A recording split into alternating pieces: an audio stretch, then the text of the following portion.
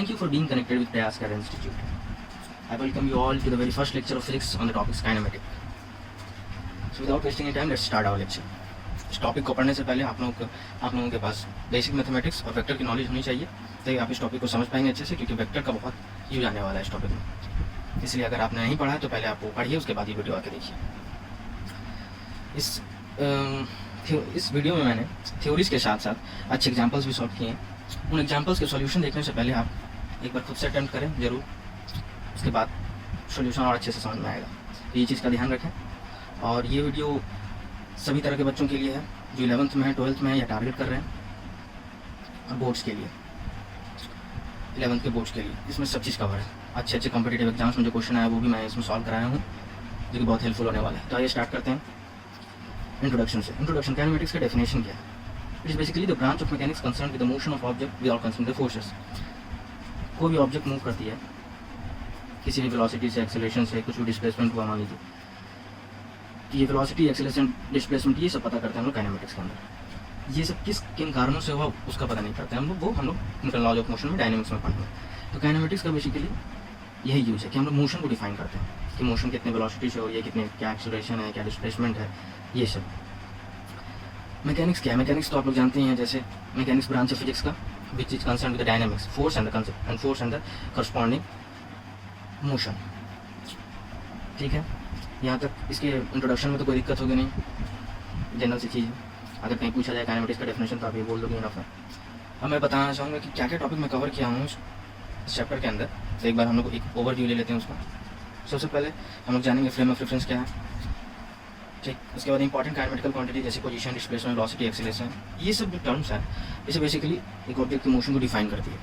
तो हम लोग को पता होनी चाहिए कि पोजीशन क्या होता है, डिस्प्लेसमेंट क्या है, वेलोसिटी क्या, एक्सेलरेशन क्या है। हम लोग को एकदम क्रिस्टल क्लियर रहना चाहिए इनका फंडामेंटल्स। बच्चे कंफ्यूज करते हैं इसमें भी, आपको मैं दिखाऊंगा कैसे कि छोटे छोटे चीज़ें हैं जिसको अगर आप नज़रअंदाज कर दें तो बहुत बड़ा ब्लंडर हो सकता है अच्छे अच्छे प्रॉब्लम्स में। ये आसान चीज़ नहीं है, तो इसको हम लोग अच्छे से पढ़ेंगे, अच्छे से समझेंगे। उसके बाद हम लोग एवरेज और इंस्टेंटेनियस दो टर्म आएगी, वेलोसिटी में भी, एक्सेलरेशन में, वो जानेंगे क्या है। उसके बाद हम लोग फिर बढ़ेंगे मोशन इन वन डायमेंशन। यहाँ से हम लोग अच्छे अच्छे प्रॉब्लम्स आना शुरुआत होगा। Uniform acceleration, non uniform acceleration, उसके दो केस बनते हैं। फिर मोशन इन टू डायमेंशन भी मैं इसी के साथ थोड़ा डिस्कस करूँगा। उसके बाद हम लोग ग्राफ्स को डिटेल में पढ़ेंगे, और उसके बाद प्रोजेक्टाइल मोशन जो स्पेशल केस है, टू डायमेंशन मोशन का, projectile motion, Rain Man problem, Liverpool problem, ये सब मैं डिस्कस करूँगा अच्छे से। मैं कोशिश करूँगा इस लेक्चर में मैं मोशन इन वन डायमेंशन और टू डायमेंशन के कुछ क्वेश्चन को क्वेश्चन तक करा दूँ। और ग्राफ्स और प्रोजेक्टाइल मोशन एक बड़ा टॉपिक है जिसके लिए मैं एक अलग वीडियो बना दूँगा। ठीक है, तो आइए स्टूडेंट्स हम लोग स्टार्ट करते हैं from the topic frame of reference. आप लोग को दिख पा रहा है अच्छे से? फ्रेम ऑफ रेफरेंस क्या है? इसका एक सरल डेफिनेशन है। It is basically the space और position from where we observe motion. ये वह स्थान है जहाँ से हम मोशन को ऑब्जर्व करते हैं। इनफ डेफिनेशन है ये फ्रेम ऑफ रेफरेंस को डिफाइन करने के लिए। ठीक, जैसे कोई ऑब्जेक्ट वी वेलोसिटी से मूव कर रहा है, कोई ऑब्जेक्ट है जिसको वी वेलोसिटी से मूव कर रहा है। जब हम लोग बोलते हैं कि ये वी वेलोसिटी से मूव कर रहा है, तो ये वी वेलोसिटी एब्सोल्यूट वेलोसिटी नहीं होती, क्योंकि फिजिक्स में कोई भी टर्म एब्सोल्यूट नहीं होता है।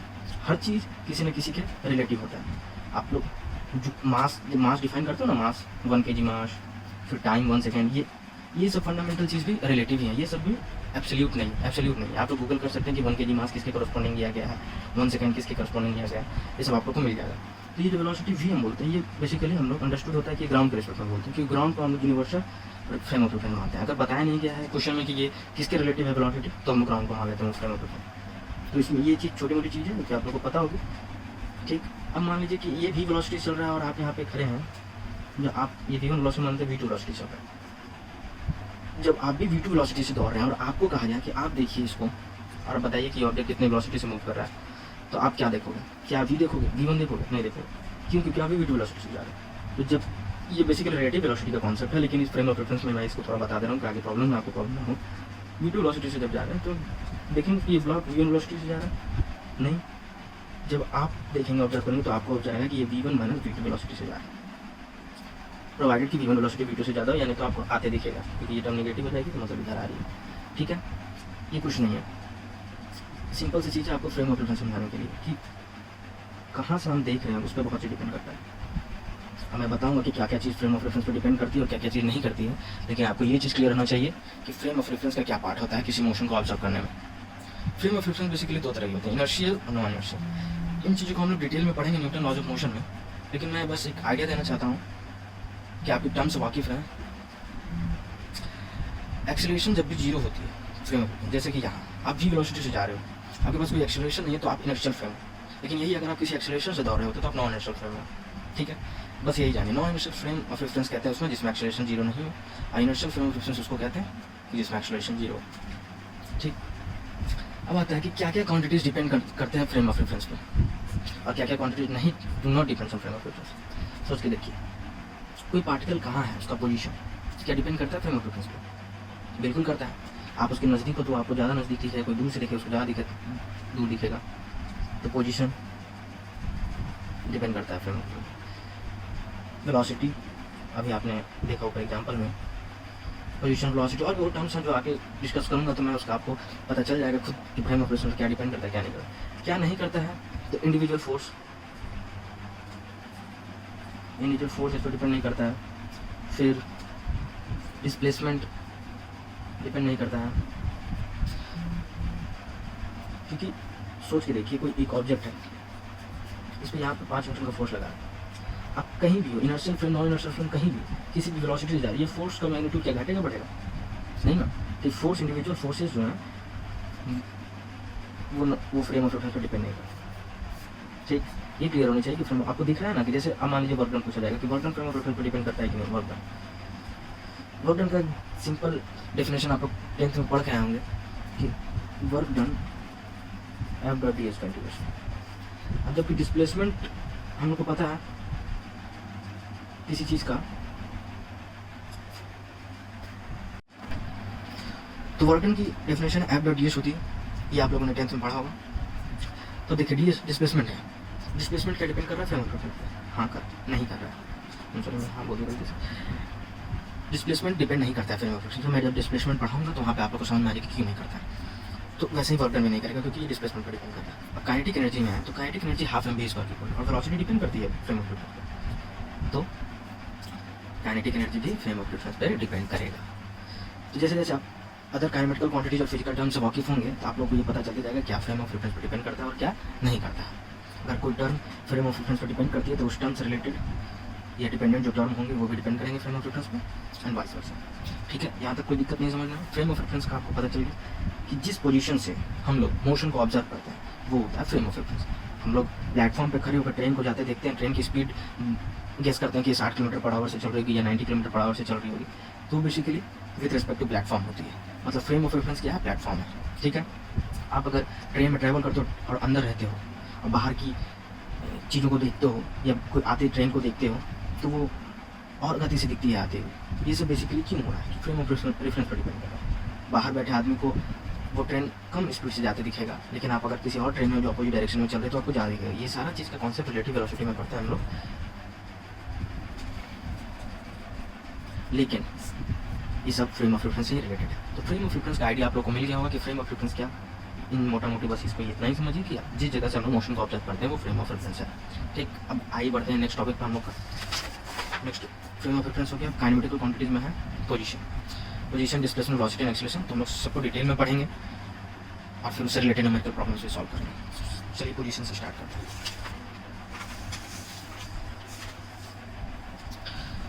दिख पा रही है आप लोगों को?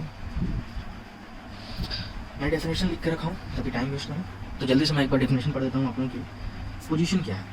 Position of a particle refer to its location in the space at certain moment of time. ठीक, और इसको इन जनरल कहा जा सकता है कि the position is measured by a vector joining a fixed point known as origin to the moving particle. This is known as position vector. देखिए, कोई एक जनरल स्पेस में हम लोग कार्टेशियन कोऑर्डिनेट बना लेते हैं, ये भी बेसिकली एक तरह का फ्रेम ऑफ रेफरेंस ही है। Cartesian coordinate x y 2 dimension की बात करें। ठीक है, और इसमें कोई एक पॉइंट है। ठीक है, इस पॉइंट को हम लोग डिफाइन करते हैं कैसे? कुछ भी एक्स कॉमा वाई, कुछ भी x1 कॉमा y1, मान लीजिए यहाँ x1 है, ये y1, ये x1 कॉमा y1 इसका पोजीशन है। ठीक है, ये कार्टेशियन कोऑर्डिनेट में। तो ये बेसिकली है क्या? ये पोजीशन है। पोजीशन बेसिकली कहते हैं position of particle refer to its location in space. इसका कोई एक लोकेशन है स्पेस में, इस लोकेशन को हम लोग बेसिकली पोजीशन कहते हैं, position of that particle. In general अगर कोई एक वेक्टर जो ओरिजिन को और इस पोजीशन ऑफ द पार्टिकल को ज्वाइन करे इसको हम लोग कहते हैं पोजीशन वेक्टर। मैं फिर से पढ़ रहा हूँ। The position is measured by a vector joining a fixed point known as origin. ये फिक्स्ड पॉइंट है ओरिजिन, और इसके पोजीशन को जो वेक्टर ज्वाइन करते हैं उसे पोजीशन वेक्टर कहते हैं। ठीक है, ये पार्टिकल मूव कर रहा है। तो पोजीशन कोई हार्ड एंड फास्ट चीज़ नहीं है, लेकिन है भी बहुत बेसिक। आप लोग को इसका मतलब समझ में आना चाहिए कि पोजीशन होता क्या है। पोजीशन बेसिकली कुछ है नहीं, पार्टिकल का लोकेशन है स्पेस में, और कार्टेशियन कोऑर्डिनेट एक फ्रेम ऑफ रेफरेंस ही है कि हम लोग इस एक्सिस और इस एक्सिस के रेफरेंस में देख रहे हैं कितना पोजीशन पे है। ठीक है, तो उसकी पोजीशन को, लोकेशन को स्पेस में कहाँ है पोजीशन बताता है हमको, और पोजीशन जानना बहुत ज़रूरी है। हम लोग किसी मोशन को स्टडी करते हैं, पहले पता ही नहीं रहेगा है कहाँ वो पार्टिकल, तो वो वहाँ से कहाँ गया, कितनी दूर गया, ये सब पता नहीं कर पाएंगे हम लोग। इसलिए पोजीशन हम लोग को उसका पहले डिफाइन करना है। सबसे फंडामेंटल और बेसिक और फर्स्ट चीज़ काइनेमेटिकल क्वांटिटी में आती है पोजीशन। पोजीशन आप लोग को क्लियर होगा, यही है पोजीशन। ठीक है, इसको हम लोग आर वेक्टर से भी शो कर सकते हैं। तो वेक्टर में r vector is basically position vector. ठीक है, अब आता है दूसरा kinematical quantity important, displacement and distance. ये चीज़ आप लोग 9th-10th में भी पढ़ी हैं, डिस्प्लेसमेंट डिस्टेंस में फ़र्क। डिस्प्लेसमेंट क्या है बताइए। डिस्प्लेसमेंट और डिस्टेंस में सबसे फंडामेंटल डिफरेंस पहले बताइए क्या है। जी बिल्कुल सही बोल रहा है। एक ये वेक्टर क्वांटिटी है और ये स्केलर क्वांटिटी है। स्केलर और वेक्टर में डिफरेंस क्या है वो तो आप लोग को पता ही होगा। अब देखिए, कोई एक पार्टिकल है ए, ये कोई पाथ से लेकर जाता है यहाँ पे बी। ये बेसिक जनरल चीज़ें हैं, बस मैं एक बार जल्दी जल्दी बता दे रहा हूँ, आप लोग को पता होगी, मुझे पता है। ए से बी इस पाथ को होते हुए जाना, ये क्या, ये पाथ क्या है, डिस्टेंस है। और straight distance between the initial position and the final position is basically displacement. कोई बड़ी चीज़ नहीं है, लेकिन इसका न्यूमेरिकल में यूज है, और वहाँ पे इसका डिस्टेंस और डिस्प्लेसमेंट का फर्क बहुत इंपॉर्टेंट, वो आंसर चेंज कर देता है। तो ये चीज़ समझना कि डिस्टेंस और डिस्प्लेसमेंट क्या है। डिस्टेंस ओरिजिनल पाथ को बताता है, और डिस्प्लेसमेंट बेसिकली बताता है इनिशियल टू फाइनल पोजीशन के बीच में स्ट्रेट लाइन डिस्टेंस कितना है। ठीक, यहाँ तक तो क्लियर होगा। डिस्प्लेसमेंट एक वेक्टर क्वांटिटी है जिसमें हम लोग को एस वेक्टर इससे डिनोट कर सकते हैं।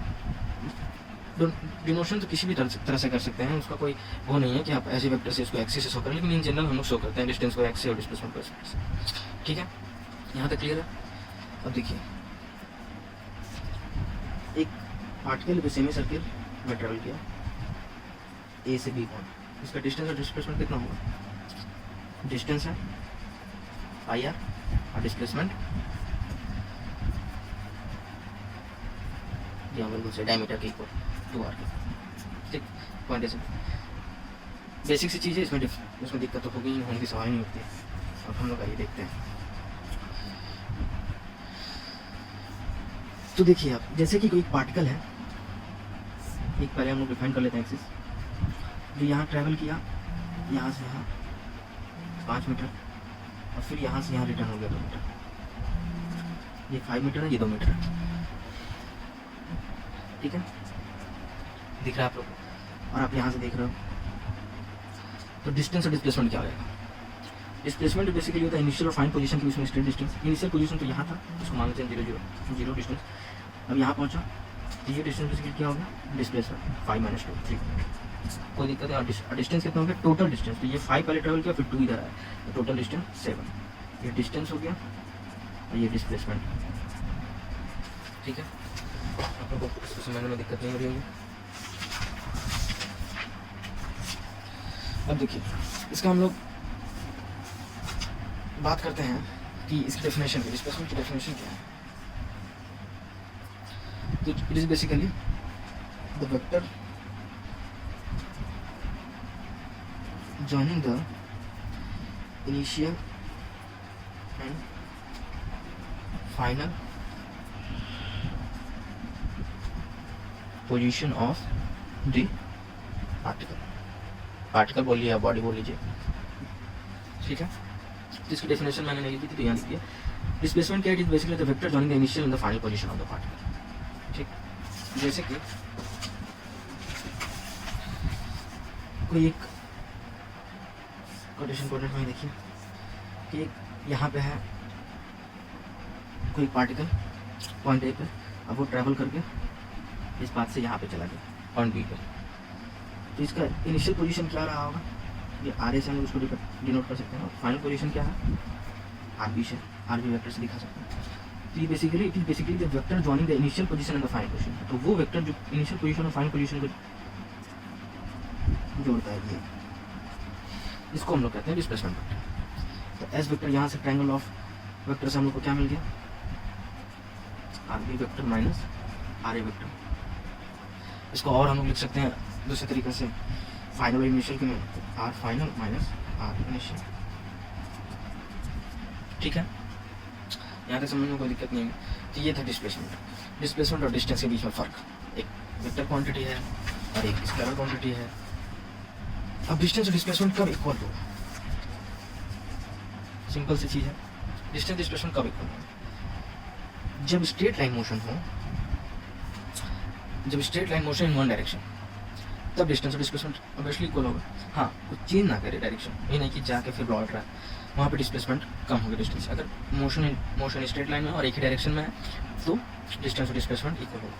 तो हम लोग इन जनरल कह सकते हैं, इन जनरल डिस्प्लेसमेंट को एस हम लोग डिनोट करते हैं, तो एस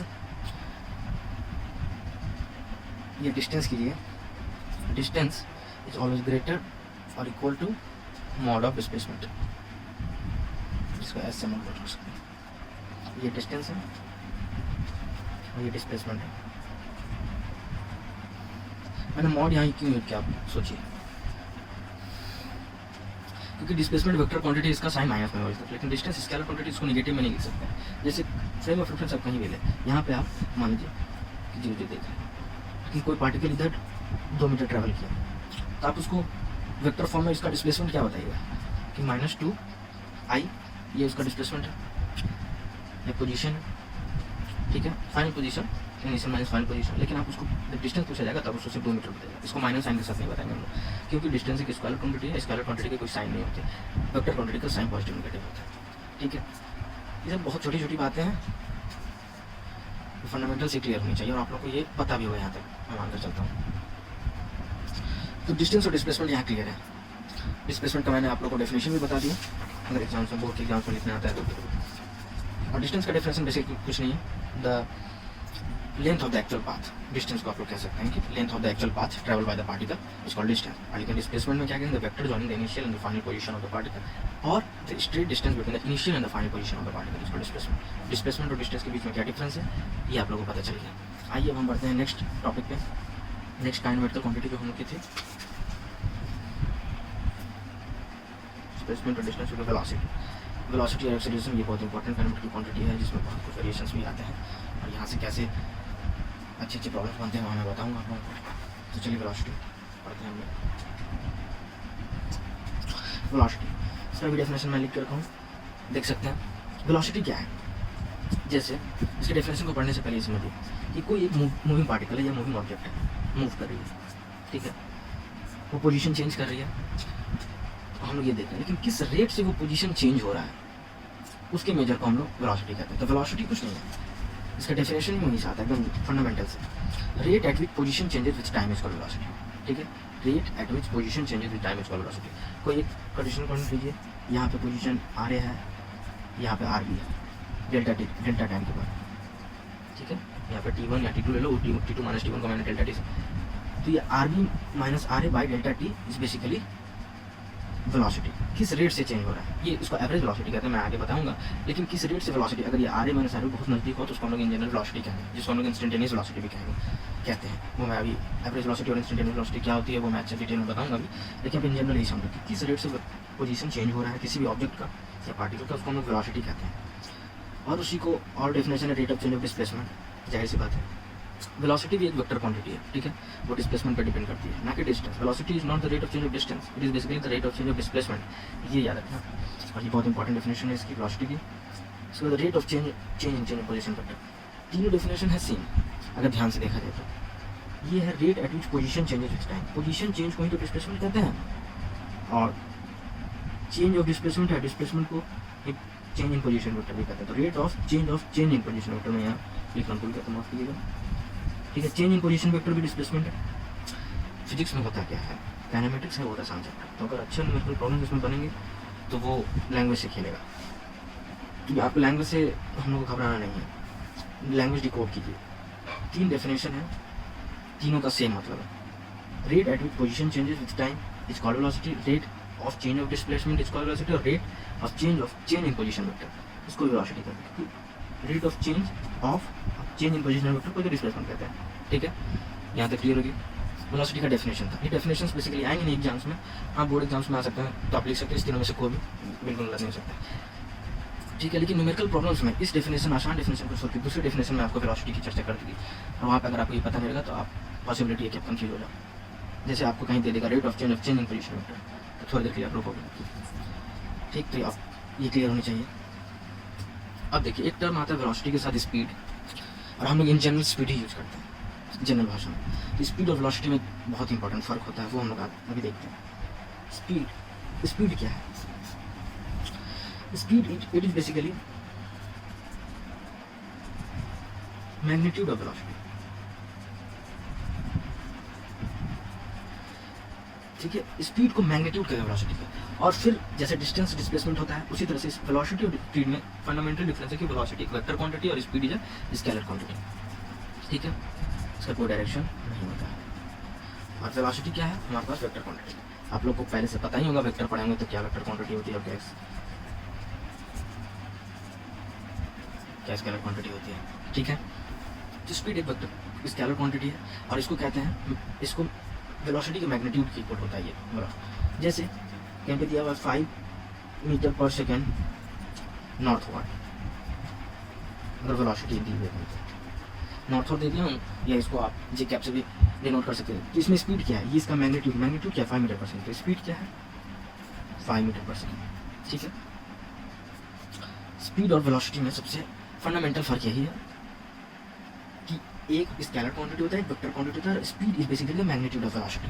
ठीक है, कहीं पे अगर आपको किसी पॉइंट पे वेलोसिटी पता है तो उस पॉइंट पे आपको स्पीड पूछेगा तो उसका मैग्नीट्यूड को आप बोल दीजिएगा, जिसमें कि आपको उसका साइन नहीं बोलना। अब इस बात है, स्केलर क्वांटिटी को साइन नहीं होता है। अब देखिए, अब हम आते हैं एक जनरल टर्म पे कि स्पीड का डेफिनेशन तो हमको पता चल गया, rate at which position changing with time is called velocity. Average speed, average velocity को कहते हैं। एवरेज वेलोसिटी क्या है?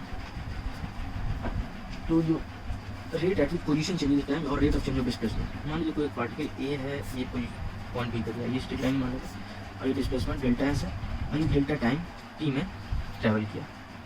इसका average velocity V average from the basic definition क्या होगा? Delta S by delta T, rate of change of displacement. ठीक है, फ्रॉम डेफिनेशन ये एवरेज वेलोसिटी का फॉर्मूला निकला, ये उसके डेफिनेशन से ही निकला, rate of change of position और डिस्प्लेसमेंट। ठीक है, तो ये average velocity. Similarly average speed भी होती है। अब एवरेज स्पीड क्या है? ए से कोई पार्टिकल ए से बी गया कोई भी फॉलो करके पाथ, और उसका टोटल डिस्टेंस एक्स है, ये डेल्टा एक्स मान लीजिए। डेल्टा एक्स मतलब change in position, change in distance. ठीक है, ये इसको एक्स से भी नोट कर सकते हैं। तो एवरेज और डेल्टा टी टाइम में हुआ है, तो speed is equals to X by delta T और डेल्टा एक्स बाई एक्स। ठीक है, फंडामेंटल डेफिनेशन से हम लोग ने ये फॉर्मूला निकाला। Average velocity delta change in displacement by time taken, time interval, और average speed basically change in distance upon total time taken. ठीक है, उस डिस्टेंस को कवर करने के लिए। अब देखिए, यहाँ पे मैंने जो बात बताई कि स्पीड है बेसिकली मैग्नीट्यूड ऑफ वेलोसिटी, तो क्या आप कह सकते हैं कि एवरेज स्पीड भी एवरेज वेलोसिटी का मैग्नीट्यूड की इक्वल होगा? बिल्कुल नहीं कह सकते। कैसे? तो ये देखते हैं।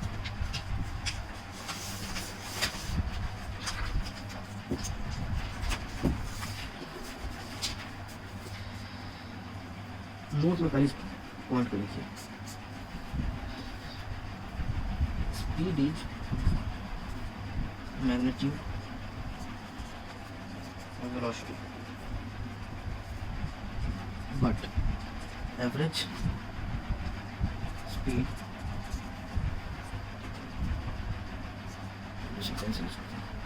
Average speed is not the magnitude of velocity average velocity, sorry. Speed is the magnitude of velocity, but average speed is not the magnitude of average velocity, except in the case of straight line motion with an uniform acceleration.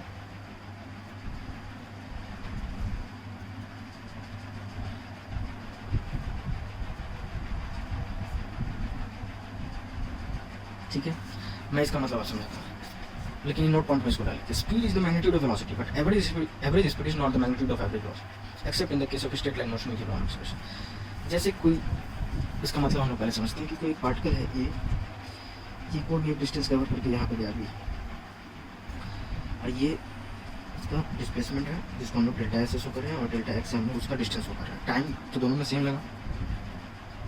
Average speed यहाँ से क्या हो जाएगा हमारे पास, delta x by t, delta x by delta T, और average velocity क्या हो जाएगा, डेल्टा एस। क्या ये दोनों सेम होगा कभी भी? कुछ ऐसी बात नहीं है।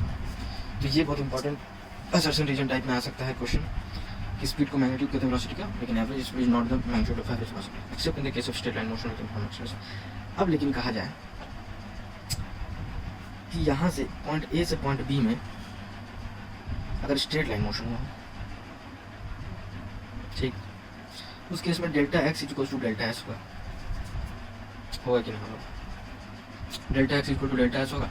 अब यही जब सेम हो गया, टाइम टेकन तो दोनों में सेम ही होता है, तो वहाँ पे average velocity speed average speed के इक्वल हो जाएगी, यूनिफॉर्म एक्सीलरेशन हो या नहीं भी, तो उस केस में भी ये वैलिड है। ठीक है, तो ये चीज़ ध्यान में रखिएगा, एवरेज स्पीड और एवरेज वेलोसिटी में क्या फ़र्क है, ये क्लियर हो गया। अब आइए बढ़ते हैं एक और इम्पॉर्टेंट पॉइंट पे वेलोसिटी, एवरेज वेलोसिटी का। जैसे एक नोट पॉइंट मैंने यहाँ नोट वन की, अब एक और चीज़ पे गौर कीजिए कि अगर स्ट्रेट लाइन मोशन को हम लोग कंसिडर करें, ये ए से बी एक पाथ है, ठीक है, एक और ये इसका डिस्प्लेसमेंट मान लीजिए डिस्टेंस डेल्टा एस है और डेल्टा टी टाइम में ट्रैवल किया, तो यहाँ से हम लोग एवरेज वेलोसिटी क्या बोलेंगे, delta S by delta T. अब नोट करने वाली बात ये है कि अगर ऐसा डिस्प्लेसमेंट और कांस्टेंट एक्सेलरेशन, मैं फिर से कहना चाहूँगा कि स्ट्रेट लाइन मोशन में जब एक्सेलरेशन कांस्टेंट होता है तो average velocity is basically the velocity at mid instant. मतलब अगर ये टाइम को ट्रेवल करने में डेल्टा टी लगा तो डेल्टा टी बाई 2 टाइम पे वो वेलोसिटी हुआ होगा जो एवरेज वेलोसिटी है। ये चीज़ आपको कैसे समझें, अब देखिए पहले, लेकिन इसको नोट में लिख लीजिए। Average velocity is the velocity, इस पे बेसिस से क्वेश्चन करेंगे, वहाँ से और अच्छे से क्लियर होगा। Average velocity is the velocity of mid instant in case of motion in straight line with uniform acceleration।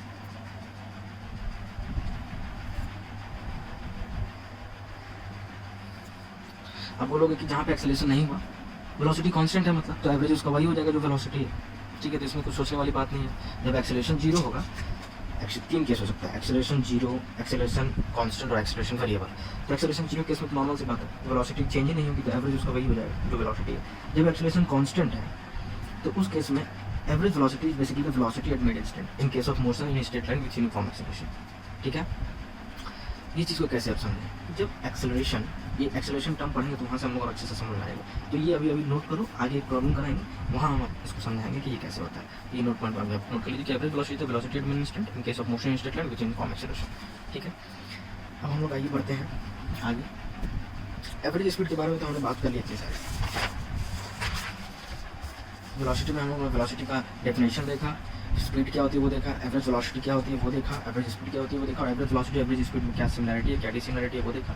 जब स्ट्रेट लाइन के केस में वेलोसिटी स्पीड सेम हो जाएगा एवरेज, लेकिन इन जनरल हम लोग ऐसा नहीं बोल सकते हैं, उसका भी हम लोग ने प्रूफ देखा। तो इसके बाद हम लोग देखा कि एवरेज जब मोशन इन स्ट्रेट लाइन हो और कांस्टेंट एक्सेलरेशन के साथ, तो एवरेज वेलोसिटी जो होती है वो वेलोसिटी एट मिड इंस्टेंट होती है। मिड इंस्टेंट का मतलब अगर डेल्टा टी टाइम ट्रेवल किया है तो डेल्टा टी बाई 2 टाइम पे उस पार्टिकल का वो वेलोसिटी हुआ होगा। जब कांस्टेंट एक्सेलरेशन के केस में, इसका प्रूफ मैं एक क्वेश्चन जब करूँगा कुछ देर बाद, तो वहाँ पर मैं आपको अच्छे से समझाने के लिए नियरली वैरी करता है। तो वहाँ अब देखिए 2 टर्म था हमारे पास, एवरेज और इंस्टेंटेनियस। हमने एवरेज देख लिया, अब आइए हम देखते हैं इंस्टेंटेनियस।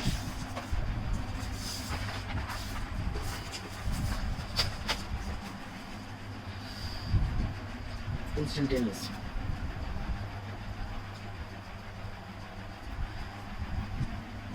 वेलोसिटी। इंस्टेंटेनियस का मतलब क्या समझते हैं? एट एन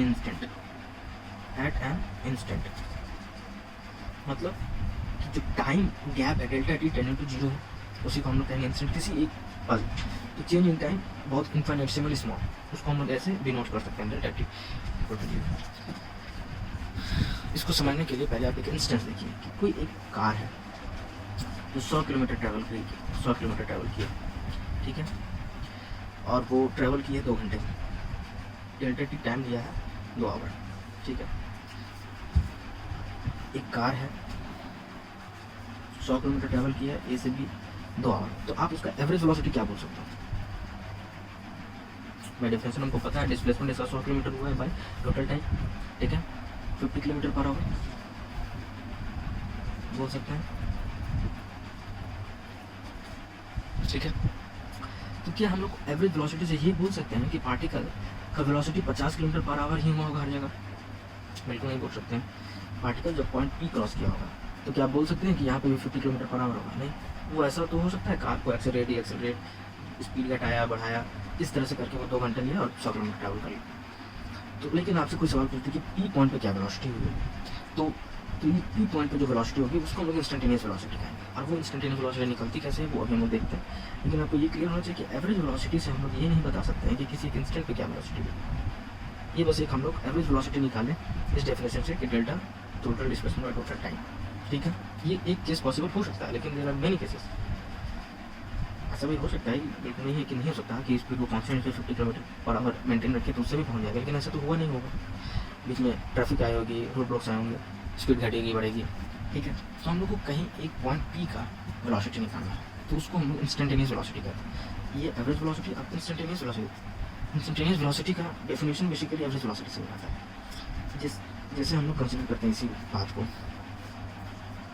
ए बी है, हमको पी पॉइंट पे हमको चाहिए वेलोसिटी, तो हम लोग मान लेते हैं, कंसिडर करते हैं कि एक पॉइंट क्यू यहाँ टी टाइम पे यहाँ हो, ले लेते हैं कि at point P when t equals to t the particle reaches at point p और t plus delta t time में q पे हो। Delta T basically time interval, मतलब इसके बीच ट्रैवल करने में डेल्टा टी टाइम लगा हो, ठीक है, समझिए इसको। तो average velocity in P Q क्या हुआ होगा? V average in P Q interval क्या हुआ होगा? ये अगर डिस्टेंस मान लीजिए, कितना डिस्टेंस माने, डेल्टा एस अपन डेल्टा टी मान सकते हैं। लेकिन ध्यान देने वाली बात यहाँ है कि हमको पी पॉइंट का वेलोसिटी चाहिए। क्यू को हम लोग जितना नज़दीक पी के रखे इंटरवल उतना छोटा होगा। When Q approaches P, delta T approaches 0, P जितना ही नज़दीक होगा क्योंकि तो ये टाइम इंटरवल पे 0 को टेंड करेगा।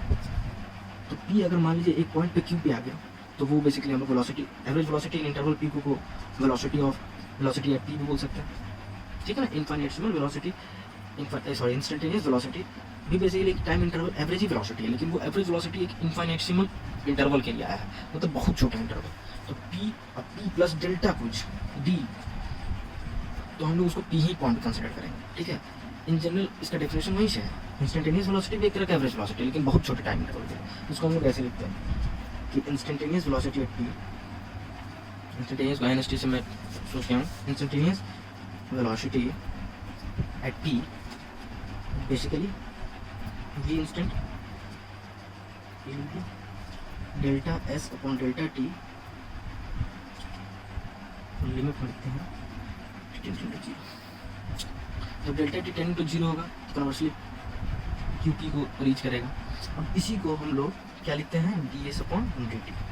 आपने बेसिक कैलकुलस पढ़ा होगा तो उसमें ये चीज़ आपको बताई गई होगी, ये आपने बुक में देखा होगा। किसी का रिप्रेजेंटेशन है limit delta S by delta T tending to 0 का D S by D T, differentiation of S with respect to time, ठीक है। तो इंस्टेंटेनियस वेलोसिटी का हमारे पास यहाँ से डेफिनेशन निकल के आ गया, क्या होता है D S by D T. जैसे कोई एक पार्टिकल है जिसका आपको ट्रेजेक्टरी दे देगा एस इक्वल्स टू 3t² + 4, ठीक है। डिस्प्लेसमेंट आपको ये दिया 1 डायमेंशन, इसका वेलोसिटी निकालना है आपको t equals to 2 second. t equals to 2 second पे वेलोसिटी का मतलब क्या होगा, इंस्टेंटेनियस वेलोसिटी। और इन जनरल वेलोसिटी का मतलब इंस्टेंटेनियस वेलोसिटी होता है, एक्सेलरेशन का मतलब इंस्टेंटेनियस एक्सेलरेशन होता है, ठीक है। तो यहाँ से हम लोग इंस्टेंटेनियस वेलोसिटी इस डेफिनेशन से निकालेंगे, t इक्वल्स टू 2 सेकंड पे चाहिए। अगर हम लोग डेफिनेशन से पाएंगे तो 2 प्लस डेल्टा टी पे लेंगे, लेकिन वो हम लोग को करना नहीं है, हम लोग के पास डायरेक्ट डेफिनेशन है। यहाँ से एवरेज इंस्टेंटेनियस वेलोसिटी का ds बाई dt करते हैं, इसको डिफरेंशिएट कीजिए, ds अपॉन dt कीजिएगा तो क्या आएगा 60, यस कांस्टेंट पर 0 हो जाता है, ठीक है। अब t equal to 2 second put कीजिए तो v इंस्टेंटेनियस क्या है आपके पास 16 मीटर पर सेकंड, ठीक है। कुछ है नहीं, हलवा है, लेकिन अच्छे अच्छे क्वेश्चन अभी मैं आगे करवाऊंगा। अभी थियोरेटिकल पार्ट जो इंपॉर्टेंट बेसिक थियोरेटिकल पार्ट है वो उस टर्म से आप क्लियर हो जाइए, उसके बाद क्वेश्चंस तो बड़े पड़े हैं। क्वेश्चंस के लिए मैं अलग से वीडियो लेक्चर ही बना दूंगा अगर आप लोगों को डिमांड होगी तो। इंस्टेंटेनियस वेलोसिटी समझ में आए, ठीक। बेसिकली इंस्टेंटेनियस वेलोसिटी भी एक एवरेज वेलोसिटी है, लेकिन बहुत छोटे टाइम इंटरवल के लिए। तो वो इतना छोटा टाइम इंटरवल होता है कि उसको हम लोग जनरल मैथमेटिक्स से नहीं निकाल सकते, तो उसके लिए हमको कैलकुलस का यूज़ करना पड़ता है, ठीक है। उसके बाद हम लोग देख लिए इसका डेरिवेशन कैसे होता है, और ये लाइन वीडियो पॉज करके आप चाहे तो इसको नोट भी कर सकते हैं। इंस्टेंटेनियस वेलोसिटी तक हम लोग कर लिए। आगे बढ़ने से पहले एक छोटा सा सवाल हम लोग करते हैं, ठीक है। उस सवाल को वीडियो पॉज कीजिएगा, उस सवाल को खुद अटेम्प्ट कीजिएगा, उसके बाद फिर सोल्यूशन देखिएगा। सवाल कॉन्सेप्चुअल क्वेश्चन मैंने लिख के रखा है कि वेलोसिटी दिया हुआ है आपको 3i cap plus 6d cap. इससे इस टर्म से आपको आई कैप और जी कैप टर्म से दिक्कत नहीं होनी चाहिए, क्योंकि आप लोग वेक्टर पढ़ के हैं। ये i unit vector along x axis, j is basically unit vector along y axis. Velocity का दो कंपोनेंट है, एक आई एक्स डायरेक्शन के कॉरस्पॉन्डिंग, एक वाई डायरेक्शन के corresponding. At t equals to 0 particle is at origin, और आपको एक और इन्फॉर्मेशन दे दिया कि t equal to 0 particle is at origin. तो find the distance travelled in 3 second. Distance travelled in 3 second आपको बताना है।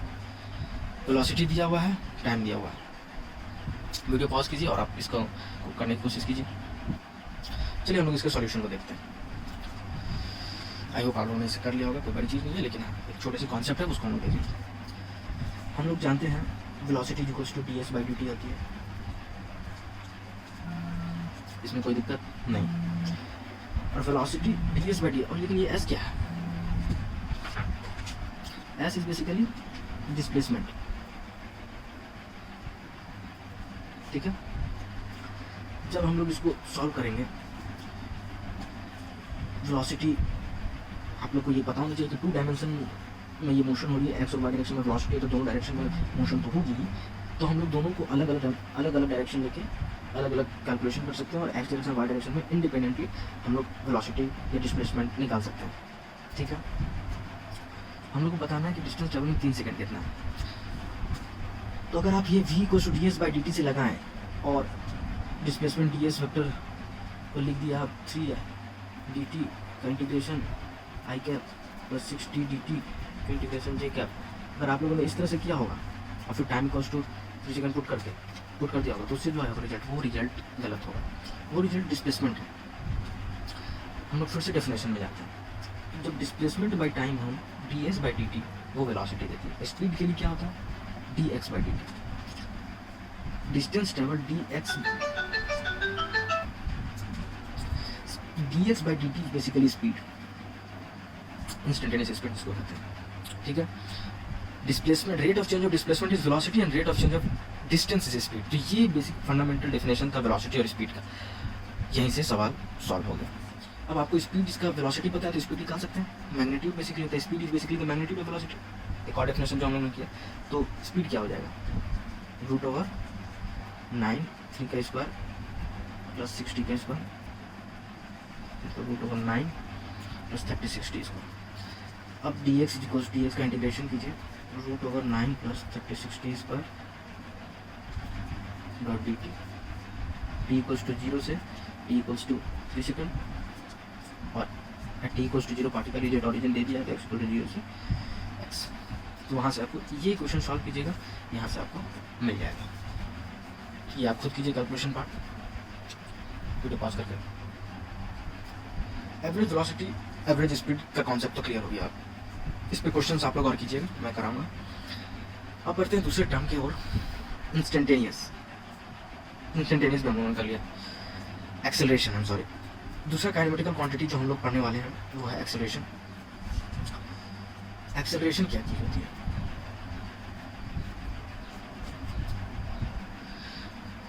तो एक्सेलरेशन क्या है, इसका भी डेफिनेशन मैंने लिख के रखा है आप लोगों के लिए। Acceleration is basically rate of change of velocity with time for a moving particle. कोई पार्टिकल मूव कर रहा है तो उसका वेलोसिटी का रेट ऑफ चेंज, डिस्टेंस का रेट ऑफ चेंज तो वेलोसिटी हुआ, लेकिन वेलोसिटी भी तो बढ़ रहा है, बढ़ सकता है, घट सकता है टाइम के साथ, तो उसके रेट ऑफ चेंज को एक्सेलरेशन कहते हैं। ठीक है, पॉजिटिव एक्सेलरेशन को हम लोग एक्सेलरेशन और नेगेटिव एक्सेलरेशन को डी एक्सेलरेशन कहते हैं इन टर्म में, लेकिन वो भी तो एक्सेलरेशन ही है, बस उसको नेगेटिव टर्म के साथ, नेगेटिव साइन के साथ लिखिएगा तो वो डी एक्सेलरेशन होता है। ठीक है, और एक और डेफिनेशन है सिमिलरली वेलोसिटी के जैसा, rate of change in velocity. ठीक है, rate of change of velocity with time for a moving particle को हम एक्सेलरेशन कहते हैं। Similarly rate of change in velocity, change in velocity भी तो एक वेलोसिटी ही है कि नहीं भाई, चेंज इन वेलोसिटी भी वेलोसिटी है, तो उसके रेट ऑफ चेंज को भी हम लोग एक्सेलरेशन कहेंगे। ठीक है, एक लैंग्वेज के एक डिफरेंट लैंग्वेज है लेकिन उसका मतलब सेम है, तो ये आप लोग क्लियर होना चाहिए। अब हम लोग देखेंगे कि कोई ऑब्जेक्ट, एक बहुत जनरल चीज़ मैं बताने वाला हूँ और बहुत इंपॉर्टेंट चीज़ है कि क्या एक मूविंग ऑब्जेक्ट कहीं पास एक्सेलरेशन हो सकता है? सोच के देखिए, जरूरी है क्या? जी नहीं।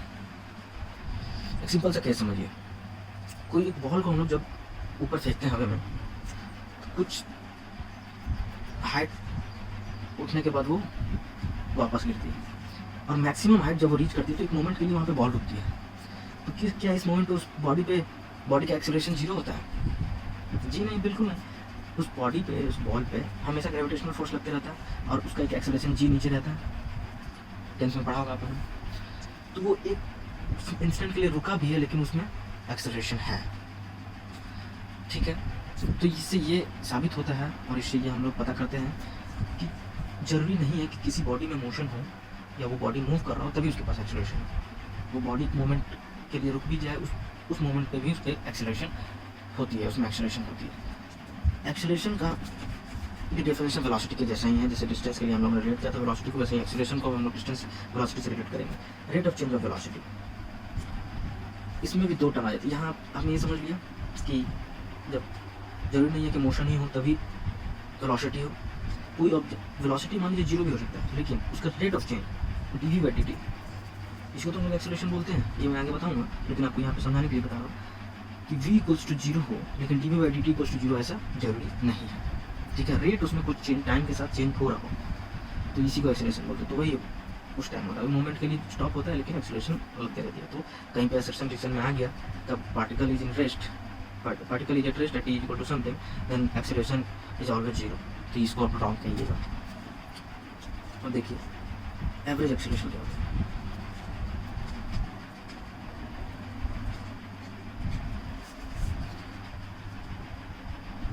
ये average is definition of rate of change of velocity, change in velocity delta v over time interval delta t।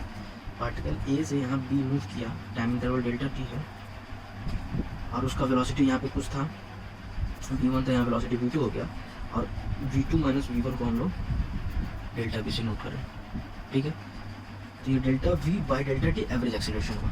ठीक है, ये चीज़ ध्यान रखिएगा। एवरेज वेलोसिटी सिंपली अब इंस्टेंटेनियस क्या हो जाएगा, इसके लिए हम लोगों ने ये चीज़ वेलोसिटी में देख लिया, तो यहाँ देखें, यहाँ समझने में ज़्यादा मुश्किल नहीं, इसलिए मैं यहाँ जल्दी से बता रहा हूँ। इंस्टेंटेनियस क्या हो जाएगा इसके लिए, सिंपली कोई पॉइंट पी पे हम लोग को निकालना है, तो पी यहाँ पे क्यू एज्यूम करेंगे, उस चेंज पी से क्यू के बीच में वेलोसिटी चेंज को डेल्टा वी से डिनोट करेंगे।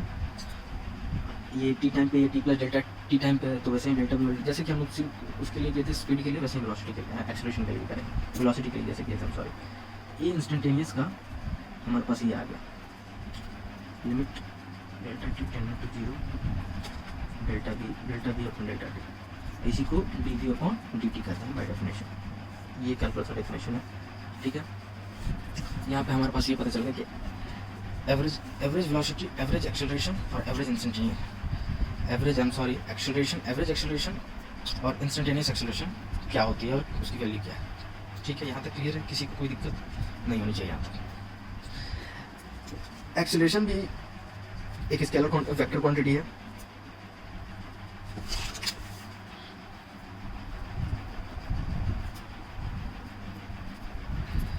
जैसे कि वेलोसिटी वेक्टर क्वांटिटी, वैसे एक्सेलरेशन भी वेक्टर क्वांटिटी। अब बात आती है वेलोसिटी और एक्सेलरेशन की डायरेक्शन की। मैंने वेलोसिटी में एक बात चर्चा नहीं की, वो मैं यहाँ करता हूँ। वेलोसिटी का डायरेक्शन क्या होता है? वेलोसिटी का डायरेक्शन वो डायरेक्शन है जिस डायरेक्शन में ऑब्जेक्ट मूव कर रहा हूँ, ठीक है। और एक्सेलरेशन का डायरेक्शन क्या है? एक्सेलरेशन का डायरेक्शन वो डायरेक्शन है जिस डायरेक्शन में वेलोसिटी चेंज हो रही है, ठीक है। जैसे हम लोग क्या समझेंगे, जैसे वेक्टर से समझिए कि पहले वेलोसिटी का डायरेक्शन ये था वी मान लीजिए, फिर वहाँ से वो टर्न होकर इस डायरेक्शन में आ गया वी, इसका जो रिजल्टेंट होगा इस डायरेक्शन में होगा, ये वेक्टर में आप लोग ने पढ़ा। तो जो एक्सेलरेशन का डायरेक्शन है वो इस चेंज इन वेलोसिटी के रिजल्टेंट के डायरेक्शन में होगा, ठीक है। इसमें कोई दुविधा नहीं होनी चाहिए, ठीक है। तो एक्सेलरेशन का डायरेक्शन हम लोग को पता चल गया। मैं एक बार फिर से इसको बताना चाहूँगा, एक वेक्टर का एग्जांपल लेके, जैसे इधर वेलोसिटी है वी ए, फिर ये आगे वी बी, इसको क्लैरिटी से समझाने के लिए। तो चेंज इन वेलोसिटी का डायरेक्शन होता है, वेलोसिटी इस डायरेक्शन में होनी चाहिए, लेकिन ये तो V A minus V B कौन सा डायरेक्शन होगा ये निकालने के लिए, वेक्टर है बेसिकली, वी ए ये है, इसको पैरेलली मैंने शिफ्ट किया, ये डायरेक्शन, तो एक्सेलरेशन इस डायरेक्शन में होना चाहिए, ठीक है। वी ए माइनस वी, तो ये हो गया एक्सेलरेशन डायरेक्शन, ठीक है। यहाँ समझ गया। आइए अब हम लोग आगे बढ़ते हैं, एक न्यूमेरिकल प्रॉब्लम करते हैं। तो हमारे पास एक न्यूमेरिकल प्रॉब्लम है, फंडामेंटल यूज होगा, लेकिन इससे पहले हम लोग एक motion one dimension with constant acceleration का कुछ फार्मूला होते हैं वो देख लेते हैं, उसके बाद इसको देखेंगे क्योंकि उसकी यूज है इसमें। अच्छा, अगर आप इसको अटेम्प्ट करना चाहें तो यहाँ पे वीडियो पॉज करके कर सकते हैं। मैं मोशन वन डायमेंशन डिस्कस करके ये प्रॉब्लम सॉल्व करूँ। तो अब तक हम लोग ने कहाँ तक कवर किया? Important kinematical quantities, position, displacement, velocity, acceleration देख लिया हम लोग ने। फिर एवरेज इंस्टेंटेनियस वेलोसिटी क्या होता है और एवरेज इंस्टेंटेनियस एक्सेलरेशन क्या होता है, इसका डेफिनेशन हम लोग जान गए। इस पर एक छोटा सा न्यूमेरिकल प्रॉब्लम भी करेंगे, लेकिन पहले मोशन वन डायमेंशन पढ़ लेते हैं ताकि आज की वीडियो का हम लोग थ्योरी पार्ट कर लें और उसके बाद हम लोग एक तो प्रॉब्लम देखेंगे, ठीक है। तो आइए आगे बढ़ते हैं। Motion in one dimension, motion in one dimension, motion in one dimension का क्या मतलब है दोस्तों? कुछ नहीं, स्ट्रेट लाइन मोशन को ही मोशन वन डायमेंशन कहते हैं, ठीक है। अब इसमें तीन केस आ सकता है कि एक्सेलरेशन जीरो हो, एक्सेलरेशन कांस्टेंट हो और एक्सेलरेशन वेरिएबल हो, ठीक है। तो जब एक्सेलरेशन नहीं होगा तो यूनिफॉर्म वेलोसिटी मोशन कहेंगे या यूनिफॉर्म मोशन जिसको कह सकते हैं, यूनिफॉर्म मोशन इन जनरल कहा जाता है उसको। तो वेलोसिटी कांस्टेंट रहती है उसमें, वेलोसिटी कांस्टेंट रहती है इस केस में, ठीक है। ये यूनिफॉर्म मोशन का केस है जब एक्सेलरेशन जीरो हो। और जब कांस्टेंट एक्सेलरेशन होता है स्ट्रेट लाइन मोशन में तो हमारे पास कुछ फार्मूले हैं डिस्प्लेसमेंट, वेलोसिटी, एक्सेलरेशन, ये सब निकालने का, जो कि बेसिकली डिराइव हुए हैं एक वेरिएबल एक्सेलरेशन के डेफिनेशन से, जहाँ पे एक्सेलरेशन को कांस्टेंट माना गया है। यहाँ पे तीन फार्मूले आप लोग उस समय देखे होंगे, एक v equals to u plus at है, फिर एक है s equals to ut plus half at square, और एक फार्मूला होता है v square equal to u square plus 2as। सारे सिंबल्स का यूजुअल मीनिंग है v final velocity, u initial velocity, a acceleration t time, s displacement, s is not distance it is displacement, और v is velocity, ठीक है। ये याद रखिएगा, ये s डिस्प्लेसमेंट है। और वेरिएबल एक्सेलरेशन हो तो हम लोग बेसिक डेफिनेशन से चलते हैं कैलकुलस से। कैलकुलस का जो न्यूटन में दिया था कि velocity equals to ds by dt होती है, तो हम लोग को डिस्प्लेसमेंट चाहिए तो वो बेसिकली हो जाएगा v dt का integration. Similarly acceleration equals to dv by dt होता है, तो हम लोग को वेलोसिटी चाहिए तो a dt का इंटीग्रेशन, dv का इंटीग्रेशन। यहीं जहाँ एक्सेलरेशन कांस्टेंट होता है तो u से v, जीरो से t, तो v equals to u plus at यहाँ से निकल के आ जाएगा, ठीक है। इसमें कोई दोहराई वाली बात नहीं है। इसमें कांस्टेंट वेलोसिटी होगी तो speed equals to velocity into displacement equals to velocity into time, यहाँ से निकल के आ जाएगा। हम लोग वेरिएबल एक्सेलरेशन पे बेस्ट क्वेश्चन करेंगे आगे। सबसे पहले हम लोग कांस्टेंट एक्सेलरेशन पे बेस्ट प्रॉब्लम्स करते हैं क्योंकि इस पर बहुत अच्छे से प्रॉब्लम होता है। काइंड मोशन अंडर ग्रेविटी, जैसे प्रोजेक्टाइल मोशन हो गए, वो भी कांस्टेंट एक्सेलरेशन मोशन है। फिर बॉल को हम लोग टावर से फेंकते हैं या नीचे से फेंकते हैं, वो सब जितने भी ग्रेविटी के अंदर मोशन होती है सब कांस्टेंट एक्सेलरेशन मोशन है, ठीक है। अब देखिए ये तीन फार्मूला आप लोग को याद होनी चाहिए, ऐसे याद करने की जरूरत नहीं, ये फंडामेंटल है। ये आप प्रॉब्लम सॉल्व करोगे तो आपको याद हो ही जाएगी। और इसमें से बहुत बेसिक सवाल है कि आपको इनिशियल वेलोसिटी दे देंगे, एक्सेलरेशन दे देंगे और डिस्प्लेसमेंट पूछेंगे कुछ टाइम के बाद। तो आप फार्मूला पुटिंग क्वेश्चन मैं नहीं कराने वाला हूँ, फार्मूला पुटिंग क्वेश्चन आप कर लेंगे। आते हैं यहाँ पे कुछ हम लोग अच्छे लेवल का प्रॉब्लम। तो ये प्रॉब्लम है जो भी कराने जा रहा हूँ, ये देखिए ध्यान से। वेलोसिटी दिया हुआ है √4 + 4x i के + 4 - 2p जी का। आपको डिस्प्लेसमेंट फाइंड करना है और द पार्टिकल में velocity is along x axis. ठीक है, वीडियो पॉज कीजिए और इसको खुद से ट्राई कीजिए, मैं यहाँ बताता हूँ। खुद से ट्राई कर लिया होगा आप लोगों ने, नहीं बना तो कोई बात नहीं, बन गया तो बहुत अच्छा। देखिए आइए इसका सोल्यूशन करते हैं जल्दी से हम लोग। वेलोसिटी का 2 कंपोनेंट है, आई कैप और जे कैप। 2 डायमेंशन का मोशन है, लेकिन हम इसको अलग अलग एक डायमेंशन में आई के अलग आई के डायरेक्शन के अलग अलग फॉर्मूला लगा के मतलब हम निकाल सकते हैं और जे के डायरेक्शन में अलग लगा सकते हैं। इसमें कोई दोहराई वाली बात नहीं है। ठीक है, 2 डायमेंशन मोशन है, बेसिकली 2 1 डायमेंशन मोशन है ना, बड़ी चीज़ तो है ना। अब देखिए वेलोसिटी दिया हुआ है ऐसे, अब आपको डिस्प्लेसमेंट चाहिए। आपको पता है velocity is equals to ds/dt। अगर आप ये फॉर्मूला लगाइएगा और आप सोचिएगा कि इसको सॉल्व करें तो आपकी हालत ख़राब हो सकती है इंटीग्रेशन में। कि आप ऐसे थोड़ी कीजिएगा √4 + 4x एक्स डायरेक्शन के लिए डॉट dt का इंटीग्रेशन, ये आई कैप लिख लेगा। ये तो आपका चलो कर भी लोगे 4 - 2t डॉट dt। यहाँ पर x है t है, कैसे करें? तो इस इक्वेशन को एनालाइज करो कि x डायरेक्शन में ये इसको हम vx मान सकते हैं ना, वेलोसिटी इन x डायरेक्शन है, इसको वेलोसिटी इन y डायरेक्शन। vx आपके पास दिया हुआ है √4 + 4x। ठीक है, अब जब हम इसको स्क्वायर करें तो आएगा 4 + 4x। अब इस चीज़ को ध्यान से देखो क्या है ये। एक फार्मूला न्यूटन्स थर्ड लॉ में पढ़े थे हम लोग, न्यूटन्स लॉ में पढ़े थे, Newton's law kinematic law. Formula दिया था उसमें v² = u² + 2as। ध्यान से देखा जाए तो उसको v² = u किसी चीज़ का ये स्क्वायर + 2ax। वेलोसिटी का स्क्वायर एक्सेलरेशन और डिस्प्लेसमेंट का, एक्सेलरेशन छोड़ दो, डिस्प्लेसमेंट की करस्पॉन्डिंग है, लिनियरली वेरी कर रहा है, डायरेक्टली प्रोपोर्शनल है डिस्प्लेसमेंट पे। यहाँ से हम रिड्यूस कर सकते हैं इसको इस फार्मूला के बेसिस पे। तो vx² = 2 का स्क्वायर प्लस स्क्वायर से लिख सकते हैं 2 × 2x, v² = u² + 2ax।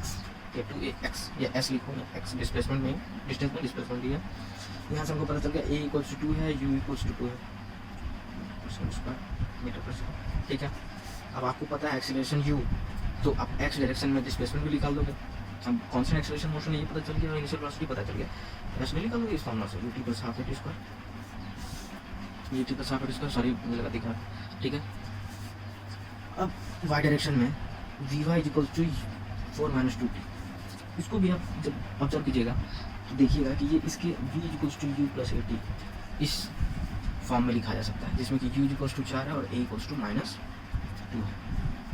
तो अब फिर आपको यहाँ पता है इनिशियल वेलोसिटी और एक्सेलरेशन, एक्स वाई भी निकल देगा इसका, एस ये एस एक्स है बेसिकली, ये एस वाई भी निकल जाएगा उसी फॉर्मूला से ut + ½ at²। जो आएगा इसमें आई कैप, जो आएगा इसमें जे कैप, वहाँ से आपके पास डिफरेंट निकल जाएगा। तो ये बहुत अच्छी प्रॉब्लम है। इससे आप लोग को क्या सीख मिला कि कभी अगर किसी ऐसे फॉर्म में क्वेश्चन दिया रहा है वेलोसिटी का या एक्सेलरेशन का, तो हम उसको एनालाइज करने की कोशिश करेंगे कि क्या ये कांस्टेंट एक्सेलरेशन मोशन तो नहीं है। यहाँ से 2 चीज़ हम लोग को पता चलती है, तो नोट में लिखिए। When v² is directly proportional to displacement, v² directly proportional to displacement हो तो दैट देयर इज कांस्टेंट, तो कांस्टेंट एक्सेलरेशन मोशन होता है, there is constant acceleration motion. ठीक है, and when v is directly proportional to time, तो भी यही होता है, then also there is constant acceleration motion.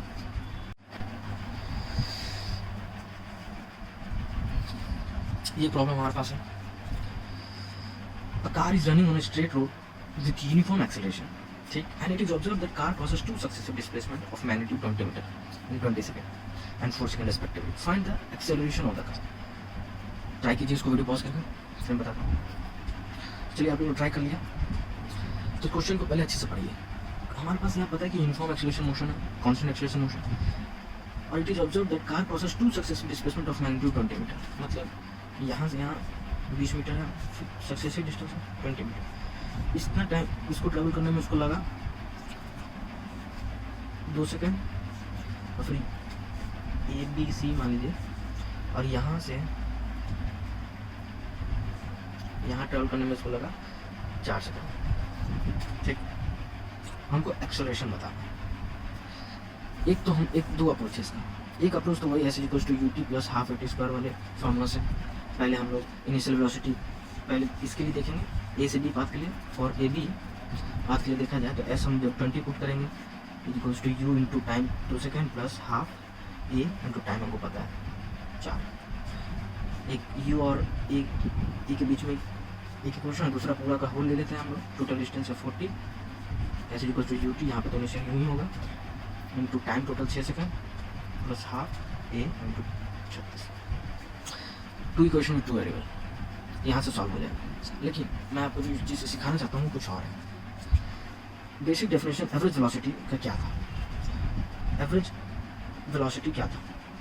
Delta S by delta T. यहाँ पे average velocity A B path के लिए क्या होगा? V average A B path के लिए क्या होगा बताइए? 20/2 10 मीटर पर सेकेंड होगा। और वी एवरेज BC पाथ के लिए क्या होगा बोलिए? Delta S by delta T 20/4 = 5 metre per second. हमारे पास हम लोग ने एक डेफिनेशन पढ़ा था कि जब कांस्टेंट एक्सेलरेशन मोशन हो तो average velocity basically velocity at mid instant होती है, याद कीजिए। तो ये बेसिकली किस टाइम का वेलोसिटी होगा? जब वेलोसिटी 1 सेकंड ट्रैवल किया होगा। यहाँ पे वेलोसिटी होगा 10 मीटर पर सेकंड। ए बी क्यों? अब BC का जो एवरेज वेलोसिटी है ये यहाँ से यहाँ 2 सेकंड बाद होगा, ये 5 मीटर पर सेकंड। ये होगा कि नहीं होगा? एवरेज वेलोसिटी का डेफिनेशन से इस बेसिकली डेफिनेशन हो। और ये क्यों होता है? ये बहुत फंडामेंटल चीज़ है। कोई भी चीज़ लिनियरली इंक्रीज कर रही हो तो उसका एवरेज उसका मिड पॉइंट होता है। ठीक है, इसको आप लोग किसी भी तरह से देख सकते हैं कि एक रूम में 10 लड़के हैं जिनका हाइट लिनियरली वेरी कर रहा है, तो उसका जो 10 लड़के नहीं 9 लड़के ले लीजिए कि ताकि 5वां लड़का मिड आ जाए, तो लिनियरली वेरी कर रहा है, तो जो 5वां लड़का का जो हाइट होगा वही एवरेज हाइट होगा। तो इन सिमिलर केस अगर लिनियरली इंक्रीज कर रहा है वेलोसिटी, जब एक्सेलरेशन कांस्टेंट हो v = u + at होता है, तो वेलोसिटी टाइम के साथ लिनियरली इंक्रीज करता है, तो मिड इंस्टेंट पे जो वेलोसिटी होगा वही एवरेज वेलोसिटी होता है। तो यहाँ से हमारे पास एक्सेलरेशन का एक और डेफिनेशन है ना, delta v by average acceleration का ए एवरेज का delta v by delta T. ठीक है, चेंज इन वेलोसिटी। तो डेल्टा v क्या है? यहाँ 10 था, यहाँ 5 हो गया, तो -5। और टाइम कितना लगा इसके बीच दौरान में? -5/3 मीटर पर सेकेंड स्क्वायर। अब देखिए ये एवरेज वेलोसिटी निकला, और हम पूछ रहे हैं आपसे कि इंस्टेंटेनियस एक्सेलरेशन बताइए, सॉरी एवरेज एक्सेलरेशन निकला, इंस्टेंटेनियस एक्सेलरेशन। फिर एक डेफिनेशन से हम लोग जानते हैं कि एवरेज एक्सेलरेशन के होता है इंस्टेंटेनियस एक्सेलरेशन के जब वो कांस्टेंट हो। कोई भी चीज़ कांस्टेंट हो तो उसका एवरेज और इंस्टेंटेनियस सब वही होता है, सेम होता है। तो hence as A is constant, so A average = A instantaneous = -5/3 metre per second. यहाँ से भी वही आएगा। ठीक है, और बहुत प्रॉब्लम्स हैं, लेकिन फिलहाल के लिए इतना ही। नेक्स्ट लेक्चर में हम लोग देखेंगे मोशन इन 2 डायमेंशन के केस। सबसे पहले हम लोग ग्राफ उसमें पढ़ेंगे, फिर 2 डायमेंशन केस में प्रोजेक्टाइल मोशन का डिटेल एनालिसिस करेंगे और उसमें बहुत अच्छे प्रॉब्लम्स करेंगे। और यहाँ तक जो कॉन्सेप्ट पढ़ा इसको आप लोग रिवाइज कीजिए। इस पर भी बेसिस जो अच्छे प्रॉब्लम्स हैं जो ये एडवांस में आ चुके हैं और आ सकते हैं, वो करेंगे हम लोग। अगर ये वीडियो पसंद आया हो तो इसे लाइक कर दें। Thank you.